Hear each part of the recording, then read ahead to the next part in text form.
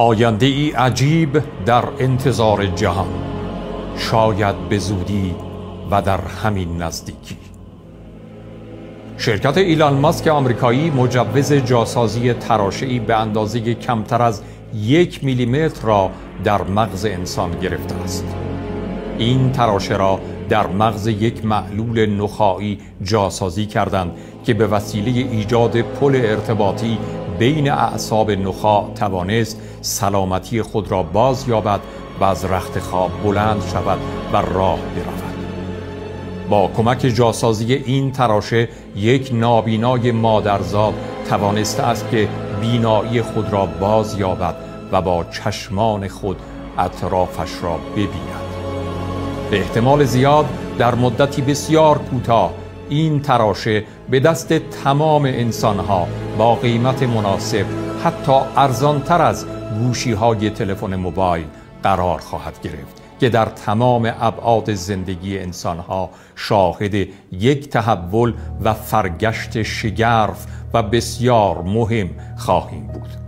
تحولی که آنها را از انسانهای ما قبل از ظهور این پدیده میلیونها بلکه میلیاردها سال در حد بی نهایت به جلو میبرد. در اثر این پدیده محیرالعقول در آینده بسیار نزدیک نسل گوشی موبایل و کامپیوتر از بین می رود و پزشکی در بیشتر رشته‌های خود طوری به جلو خواهد رفت که برای انسان امروزی قابل تصور نیست. مدارس و دانشگاه‌ها و مراکز آموزشی بی‌معنا می شوند و اگر به طور کلی برچیده نشوند خیلی کوچک و محدود خواهند شد، زیرا با جاسازی یک تراشه در مغز یک انسان او در عرض چند صدم ثانیه می تواند با هر زبانی که دلش بخواهد صحبت کند یا در مدت زمان کمتر از 1 ثانیه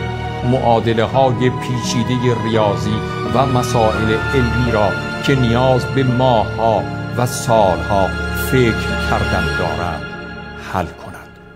چنین انسانی نیاز به مراجعه به پزشک یا وکیل و غیره ندارد و در هر علمی که بخواهد میتواند نظر بدهد و تحلیل‌های بسیار دقیق و مصون از خطا از یافته‌های علمی داشته باشد. در این موقعیت انسان‌ها دیگر نیاز به صحبت کردن یا نوشتن یا خواندن برای تبادل اطلاعات نخواهند داشت و به وسیله هوش مصنوعی در هر کجای دنیا که هستند تبادل اطلاعات می‌کنند. در آینده نزدیک خیلی از کارهایی که در حال حاضر رواج دارند از بین خواهند رفت و در نوع انسان یک فرگشت ایجاد خواهد شد، نه از نوع ژنتیک آن بلکه به مراتب فراتر از آن خواهد بود و انسان کنونی به انسانی دیگر تبدیل خواهد شد. در اثر این تحول عظیم انسانهای نسل آینده به نسل ما همانند انسانهای نخستین که میلیونها سال با علم و زندگی فاصله دارند نگاه می کنند. انسانها در حال وارد شدن به یک تمدن جدید و بزرگ و وسیع هستند که در این تمدن بسیاری از چیزهایی که ما در حال حاضر داریم از بین خواهند رفت. در آینده نزدیک چیزی به نام زبان یا خط